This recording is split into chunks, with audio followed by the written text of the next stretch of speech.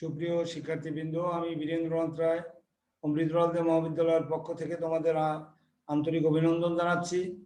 আজকে তোমাদের জন্য আমি যে ক্লাসটি নিয়ে উপস্থিত হয়েছি সেটি হচ্ছে যে একটি প্র্যাকটিক্যাল ক্লাস এইচএসসি ক্লাসের।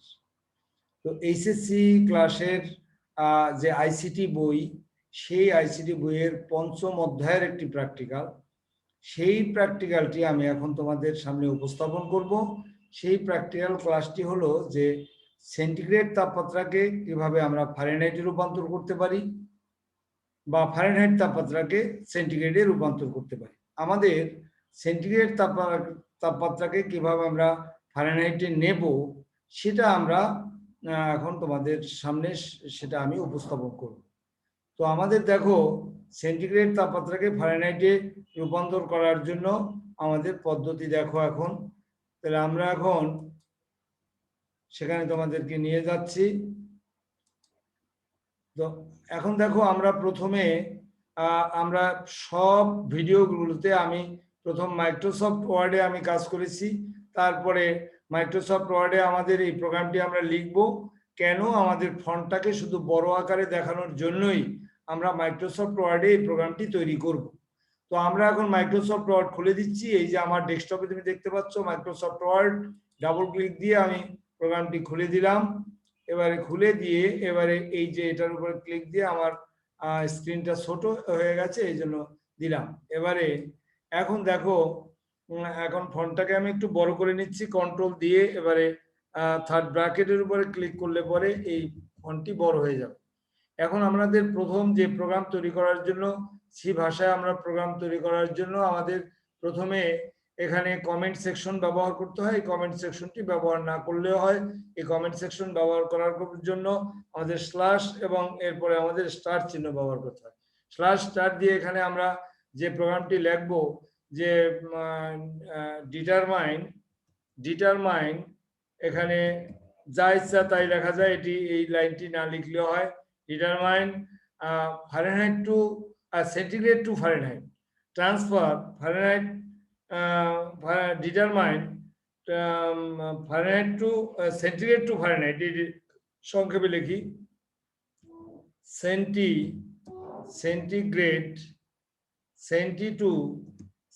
Two fahren, centi to fahren দিলাম সংক্ষেপে, ফারেন হাইট, HIGHT পুরোটাই লিখলাম। এখন পুরোটা না লিখলে হয়, centi to Fahrenheit.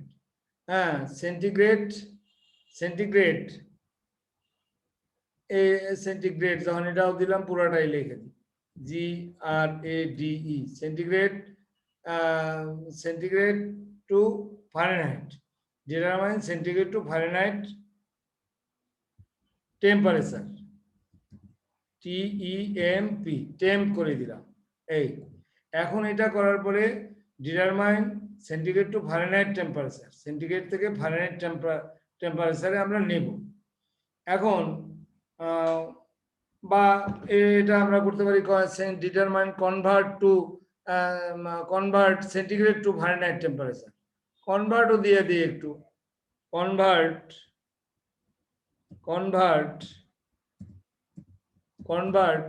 Centigrade to Fahrenheit temperature.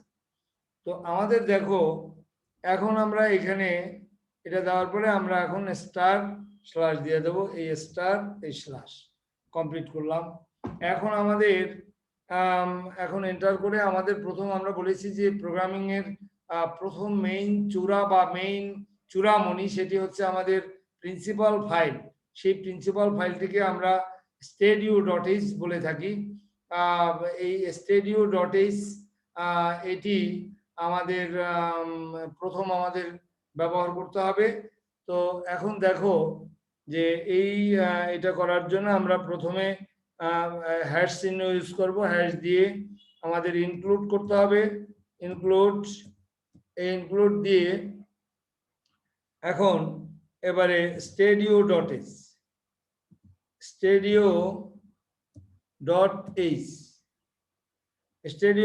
দেবো। এটা দেওয়ার পরে এখন দেখো এবারে দ্বিতীয় আরেকটি লাইন আমি অনেকেই এই লাইনটি ব্যবহার করে না, কিন্তু আমি এখানে লাইনটি ব্যবহার করতে চাই। সেটি হলো আমাদের hash include conio dot H, conio include conio dot H, conio dot H, এটি আমি ব্যবহার করতে চাচ্ছি। এটি না লিখলেও কোনো সমস্যা নেই। এই লিঙ্ক সেকশন, তাহলে আমাদের প্রথম লাইনটির কি নাম? Comment section. দ্বিতীয় লাইনটির নাম কি? Link section. কেন লিঙ্ক সেকশন নাম হলো? যে আমাদের এই studio.h এর সাথে অন্য অন্য অনেকগুলো ফাংশনের লিঙ্ক আছে বলে এই studio.h কে আমরা লিঙ্ক সেকশন হিসাবে আখ্যায়িত করে থাকি। আর এবারে কোনিও.h এটিও একটি লিঙ্ক সেকশন। এই সেকশনের অধীনে আরো অনেকগুলো ফাংশন আছে। এই ফাংশনগুলো আর সাথে এদের ঘনিষ্ঠ সম্পর্ক আছে বলে এটিকেও লিঙ্ক সেকশন বলে থাকি। এবারে তৃতীয় হচ্ছে আমাদের যেহেতু ফারেনহাইট থেকে সেলসিয়াসে আমরা নেব, সিম্পল ভাবে করে ফেলবো। মেইন সেকশন এখানে দেব, মেইন দিয়ে আমরা ব্র্যাকেট এখানে কমপ্লিট করব। ব্র্যাকেট কমপ্লিট করার পরে ফাংশনের জন্য আমরা দুটো ব্র্যাকেট দিলাম, এতে আমরা ফাংশন হিসাবে তাকে চিহ্নিত করতে পারবো। এবারে আমরা সেকেন্ড ব্র্যাকেট দিয়ে আমাদের প্রোগ্রাম স্টার্ট করব। এই প্রোগ্রাম স্টার্ট করার পরে এখন আমাদের পরবর্তী ধাপ কি? স্টার্ট প্রোগ্রামের পরে ডিক্লারেটিভ পার্ট। এই প্রত্যেকটি পার্ট আমাদের মুখস্থ রাখতে হবে, কারণ পরীক্ষায় আমাদের এই প্রোগ্রামের ব্যাখ্যা দেয় অনেক সময়। সে কারণে আমরা এই জিনিসগুলো যদি জানি তাহলে আমরা নিজেরা বানিয়ে লিখতে পারবো। এর জন্য আমাদের অন্য কোনো বইয়ের আমাদের হেল্প নিতে হবে না। তাহলে ডিক্লারেটিভ পার্টে আমরা কি ঘোষণা করতে চাই? ডিক্লারেটিভ পার্টে প্রথম ব্যবহার করতে হবে ডেটা টাইপ। ডেটা টাইপটা কি? ডেটার ধরন। আমি কোন ধরনের ডেটা ব্যবহার করতে চাই সেটি আমাদের এখানে ব্যবহার করতে হবে। তাহলে সেই ডেটা টাইপটি দুই ধরনের আমরা ডেটা টাইপ ইউজ করি। একটি হলো পূর্ণ সংখ্যা আর একটি হলো দশমিক যুক্ত সংখ্যা। এই পূর্ণ সংখ্যা যদি আমি ব্যবহার করতে চাই তাহলে ইন্টিজার ব্যবহার করতে হবে। দশমিক যুক্ত সংখ্যা ব্যবহার করতে হলে আমাদের ব্যবহার করতে হবে ফ্লোট। যেহেতু আমরা এখানে দশমিক যুক্ত সংখ্যায় আমাদের তাপমাত্রাটা সবসময়, যেমন আমাদের দেহের তাপমাত্রা 98.4 ডিগ্রি ফারেনহাইট, এটা আমাদের এই তাপমাত্রা। সে কারণে তাপমাত্রার ক্ষেত্রে আমাদের দশমিক চিহ্ন আছে বলে আমরা ফ্লোট দিয়েও করতে পারি। আমাদের মন যদি ইচ্ছা না হয়, আমরা ইচ্ছা করলে এটাকে ইন্টিজার দিয়েও আমরা ব্যবহার করতে পারি। তাহলে আমরা ফ্লোট দিয়েই করলাম। এটি ফ্লোট। তো ফ্লোট দিয়ে আমরা এখন এখানে লিখবো আমার এখানে ইনপুট কি এবং আউটপুট কি সেটা আমাদের বুঝতে হবে।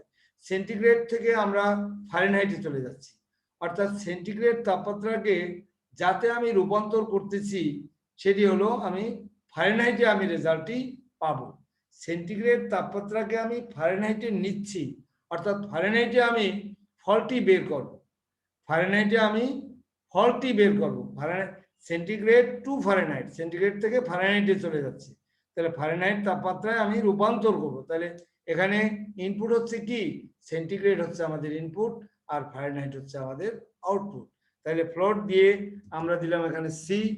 এবারে সি হচ্ছে আমাদের ইনপুট, এবং এবারে এখান থেকে আমরা এফ দেব আমরা আউটপুট।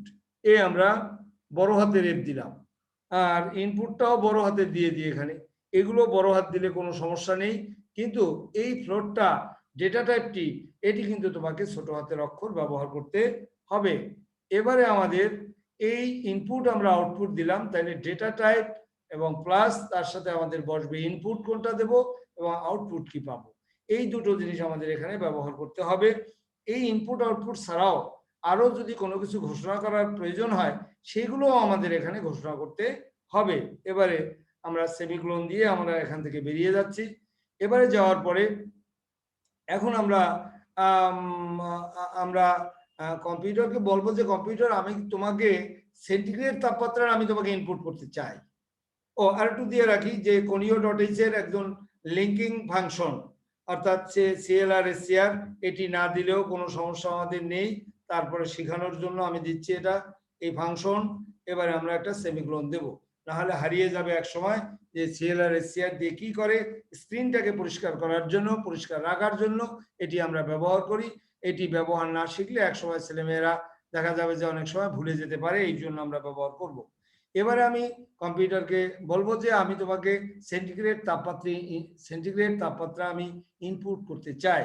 তাহলে আমরা এখানে দেব প্রিন্টএফ। এই প্রিন্টএফ দিয়ে আমি এখন এখানে লিখবো, এই ইনভার্টেড কমার মধ্যে আমি লিখবো enter the value of enter the enter the value of value of enter the value of কি C, enter the value of C. এখানে দেখো আমি বড় হাত যেহেতু ব্যবহার করেছি, তো বড় হাতেই সব জায়গায় আমি দেবো enter the value of c. এই সি দেওয়ার পরে আমি ইকুয়াল টু চিহ্ন দেবো, ইকুয়াল টু চিহ্ন দিয়ে একটা ইনভার্টেড কমা দেবো, এই ডাবল ইনভার্টেড কমা দিয়ে এবারে ব্র্যাকেট কমপ্লিট করব। তাহলে ডাবল ইনভার্টেড কমার মধ্যে যারা আছে তাদেরকে স্ট্রিং কনস্ট্যান্ট হিসাবে আমরা আখ্যায়িত করে থাকি। প্রোগ্রামটি যখন আমরা রান করব তখন এই লাইনটি আমরা প্রথম দেখতে পাবো। এখন সে একটি ফাংশন আছে, প্রিন্টএফ হচ্ছে এখন একটি ফাংশন, যেহেতু দুটি ব্র্যাকেট দুই দিকে দেওয়া হয়ে গেছে, এটি ফাংশন। এখন তাকে স্টেটমেন্টে রূপান্তর না করলে সে তার কার্যকারিতা প্রকাশ করতে পারবে না, এ কারণে আমরা সেমিকোলন দিয়ে দিলাম। এবারে আমাদের দ্বিতীয় হচ্ছে যে এই পারমিশনটা নেওয়ার পরে যে আমি তোমাকে ইনপুট করতে চাই, এই ইনপুট করার পরে কম্পিউটার বলবে এবারে তুমি আমাকে ইনপুট দাও। সেই ইনপুটটা দেওয়ার জন্য আমাদের ব্যবহার করতে হবে স্ক্যানএফ। এই স্ক্যানএফ কিন্তু ছোট হাতের অক্ষর দিয়ে করতে হবে, বড় হাতের কোনো অক্ষর ব্যবহার করা যাবে না। তো এই যে লাইনগুলো আমি লিখতেছি এখানে ফ্লোট সি এবং এফ, এটি হলো ডিক্লারেটিভ পার্ট প্রোগ্রামের। এবারে দ্বিতীয় আর যে লাইনগুলো আমরা লিখতেছি এটাকে বলা হয় এক্সিকিউটিভ পার্ট। এখন এক্সিকিউটিভ পার্টের এখানে স্ক্যানএফ দিলাম আমরা ইনপুট দেওয়ার পরে এখন আমরা এখানে ডাবল ইনভার্টেড কমা দেব। ডাবল ইনভার্টেড কমা দেওয়ার পরে এখন আমরা প্রত্যেকটি প্রোগ্রামে একই কথা বলেছি যে আমাদের কম্পিউটার মেমোরিতে সে অনেকখানি জায়গা দখল করে, সেই জায়গা কমানোর জন্য আমরা এখানে পার্সেন্টেজ চিহ্ন দেব এবং দিয়ে আমরা এবারে লক্ষ্য করব যে আমাদের ইনপুটগুলো কিসে দেওয়া আছে, ফ্লোটে দেওয়া আছে, এই জন্য ব্যবহার করতে হবে আমাদের এফ। এবার ইনভার্টেড কমা কমপ্লিট করে দেব, এবারে আমরা একটি কমা দেব। এই কমা দেওয়ার পরে এবারে আমরা সেই ইনপুটটাকে আমরা তাকে কম্পিউটারকে দেব। এই ইনপুটটা দেওয়ার জন্য আমাদেরকে এই যে এম্বারসন বা এন্ড চিহ্ন আমাদের ব্যবহার করতে হবে। এটি দিয়ে আমরা এর সাথে দেব সি। এই সি আমরা প্রদান করেছি বড় হাতের অক্ষরে, এই জন্য বড় হাতের অক্ষর দেব। ছোট হাত দিলে আমরা ছোট হাতের অক্ষর দেব। অনেকের মনের ভিতরে ধারণা থাকতে পারে যে এই সিটাকে কি বড় হাতের দেব না ছোট হাতের দেব। হ্যাঁ, দেখো তোমাকে float, CLR, SCR, printf, scanf এগুলো সব ছোট হাতের অক্ষর দিয়ে দিয়েছি, কিন্তু এদের মধ্যে যা আছে সেগুলো আমাদের বড় হাতের অক্ষর দিলেও কোনো সমস্যা আমাদের নেই। এবারে আমরা ব্র্যাকেট দিলাম, ফাংশনে রূপান্তর করলাম, এবারে স্টেটমেন্টে রূপান্তর করে দিলাম। এখন এবারে আমাদের সে বলবে যে আমাকে এবারে সূত্র দাও। তো আমাদের এই সূত্র দেওয়ার জন্য আমরা যে সূত্রটি আমরা জানি যে সেটি হলো আমাদের বিজ্ঞানের একটি সূত্র যে সেন্টিগ্রেড থেকে ফারেনহাইটে নেওয়ার জন্য C/5 ইকুয়াল টু F-32/9 আর তোমার K-273/5। এই সূত্রটি যদি আমরা মনে রাখতে পারি তাহলে সেন্টিগ্রেড, ফারেনহাইট, কেলভিন এই তিনটা সূত্র আমরা মনে রাখতে পারলে আমাদের জন্য এটি কোনো ঘটনা নেই। তো আমাদের দেখো আমরা এখন সেই সূত্রের মধ্যে চলে যাচ্ছি। আমাদের যেহেতু সেন্টিগ্রেড এবং ফারেনহাইট এই সূত্রটি আমাদের সেন্টিগ্রেড থেকে আমরা ফারেনহাইটে নেব, তাহলে আমরা সূত্র ব্যবহার করব C/5 সমান সমান F-32/9। আমাদের এখানে বের করতে হবে যেহেতু আউটপুট আমি চাচ্ছি, তাহলে এফ এর মান আমার চাচ্ছি, তাহলে C/5 এবং ইকুয়াল টু F-32/9 এটাকে যখন আমি সমাধান করব তখন আমাদের সমাধান করলে আমাদের যে এফ এর মানটা বের করবো এই দুটোকে সমাধান করে C/5 ইকুয়াল টু F-32/9 এটাকে সমাধান করলে আমি যেহেতু এখানে আমি মুখে মুখে করে ফেলতেছি যে সে কারণে আমাদের এখন তুমি না পারলে তুমি খাতায় একটু লিখে নেবা C/5 সমান সমান F-32/9। তো সেক্ষেত্রে আমরা এটাকে সমাধান করলে এফ এর মান যেটা বাইরে সেটা হলো 9C। কোনাকুনি যদি আমি গুণ দেই 9C/5 9C বা F equal to 9C/5 plus 32, এই হবে আমাদের এখানে ক্যালকুলেশন করলে এটাকে। তাহলে আমরা সেই সূত্রটি আমরা দেই, যেহেতু এফ দিয়েছি বড় হাতের অক্ষর, এফ ইকুয়াল টু আমরা দেব 9C/5, এই 9 এই সি, এই 9C/, এখন কিন্তু আমি ভুল করেছি বলে কেন, এখানে সি দিয়েছি সব বড় হাতের অক্ষর।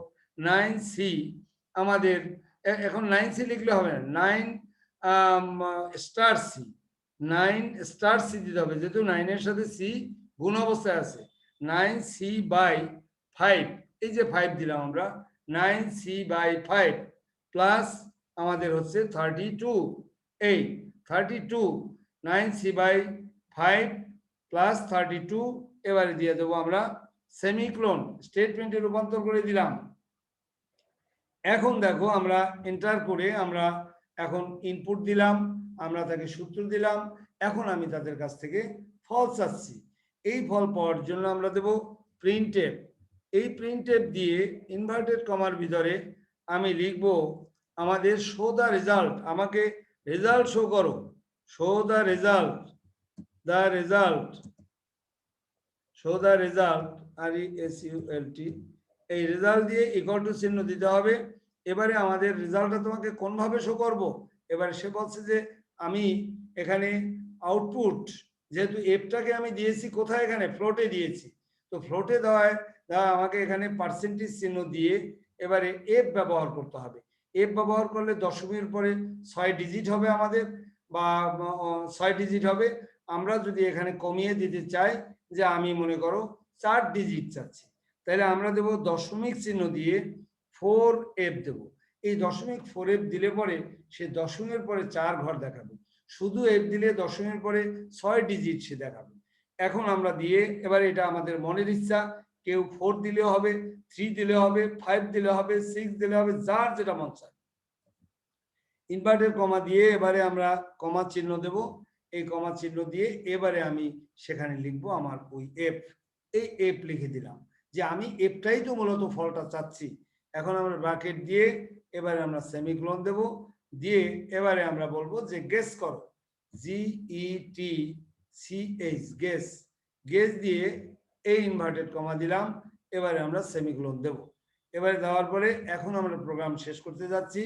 এখন আমরা এই সেকেন্ড ব্র্যাকেট দিয়ে আপনার প্রোগ্রাম শেষ করলাম। এখন এই শেষ করার পরে এই প্রোগ্রামটিকে আমরা কপি করে নিয়ে যাব আমাদের সি প্রোগ্রামিং এ, বোল্যান্ড সি ডাবল প্লাস যে আমরা নিয়ে যাব। এবারে আমরা এই সিলেক্ট করলাম, এবার সিলেক্ট করার পরে এক এক সময় এক এক ভাবে করি। এবারে মাউসের ডান বাটনে চাপ দিলাম, এখানে আমাদের কপি আসছে, কপির উপরে ধরে এবারে বাম বাটনে ক্লিক করব, করার পরে এখন এটাকে মিনিমাইজ করে দিলাম। এই মিনিমাইজ করার পরে এখন আমাদের এই হচ্ছে আমাদের বোল্যান্ড সি ডাবল প্লাস, ডেস্কটপে তোমরা দেখতে পাচ্ছ। এটার উপর আমরা ডাবল ক্লিক দেব, দিয়ে এখন আমরা এখান থেকে আমরা এই আমাদের ডেস্কটপে এবারে আর কোনো সমস্যা নেই, আমরা এবারে পেস্ট করে দেব। এই এডিট থেকে আমরা পেস্ট দিতে পারি, বা মাউসের ডান বাটনে ক্লিক দিয়ে পেস্ট অপশনের উপরে বাম বাটন দিয়ে ক্লিক করলেও আমাদের হয়ে যায়। এডিট থেকে আমরা এই পেস্ট করে দিলাম, আমাদের এই লেখা প্রোগ্রামটি, মাইক্রোসফট ওয়ার্ডে তৈরি করা প্রোগ্রামটি আমাদের এখানে চলে আসছে। আমরা এখানে রান করে দেখব, যে কোনো প্রবলেম থাকলে সে সেটাকে দেখাবে না, এবারে সমস্যাগুলো সে আমাদের সামনে উপস্থাপন করবে। এবারে দেখো ডিবাগের উপরে ক্লিক করে আমরা রানের উপরে ক্লিক করব। এই রানের উপরে যখন আমি ক্লিক করব তখন সে কোনো মেসেজ আর আমাদের দেখায়নি। এখন তাহলে যদি অন্য কোনো মেসেজ না দেখায় তাহলে বুঝতে হবে যে আমাদের প্রোগ্রামের ভিতরে কোনো সমস্যা নেই, আমরা প্রোগ্রাম সুন্দর মতো তৈরি করেছি। এখন এই জায়গায় আমাদের দেখতে হবে যে আমরা যেহেতু আমরা enter the value of c, c এর মানটি আমি কোনভাবে দিতে চেয়েছিলাম, এখানে ডিক্লারেটিভ পার্টে আমি ঘোষণা করে আসছিলাম যে আমি এটি দশমিকে দেব, যেহেতু ফ্লোট আমি ওখানে ঘোষণা করেছি, তাহলে আমি এখানে দিলাম মনে করো 45 পয়েন্ট একটা দিলেই হলো, বা 98 পয়েন্ট সি এর মান দেবো। এখানে সি এর মান মনে করো দিলাম 45.6, এটা দিলাম। 45.6 যখন আমি দিলাম, তখন আমি যখন এন্টার করব তখন সে দেখাইছে যে সোদা রেজাল্ট, রেজাল্ট হবে তাইলে ফারেনহাইটের রেজাল্ট হবে 114.0800, এত ফারেনহাইট। তাহলে 45.6 বুঝতে হবে, এটি হলো এটিও আমরা ফ্লোটে দিয়েছি, আর রেজাল্টও পেয়েছি আমি ফ্লোটে। তাহলে সি এর মান আমি দিয়েছি 45.6, আমি এফ এর মান পেয়েছি 114.0800। সুতরাং আমরা দেখলাম, আমরা প্রমাণ করে দেখলাম যে আসলে প্রোগ্রামটি আমাদের ভুল হয়নি, প্রোগ্রামটি মূলত ঠিক আছে। সুতরাং সকলকে অনেক ধন্যবাদ। আমার ভিডিও ভালো লাগলে এটাকে লাইক এবং সাবস্ক্রাইব করবে। সবাই সুস্থ থাকো, ভালো থাকো। তো আমি লাইক সাবস্ক্রাইব করতে আগে বলি না, আমি বলি শেষে। কেন? যে অধিকাংশ আমাদের বন্ধুরা তারা বলে আগেই সাবস্ক্রাইব করতে বলে, আর আমি কিন্তু সাবস্ক্রাইব করতে বলছি শেষে। যদি তোমার আমার ভিডিও ভালো লাগে তাহলে সেটাকে লাইক এবং সাবস্ক্রাইব করবে, তাছাড়া আমার লাইক এবং সাবস্ক্রাইবের কোনো প্রয়োজন নেই। ধন্যবাদ।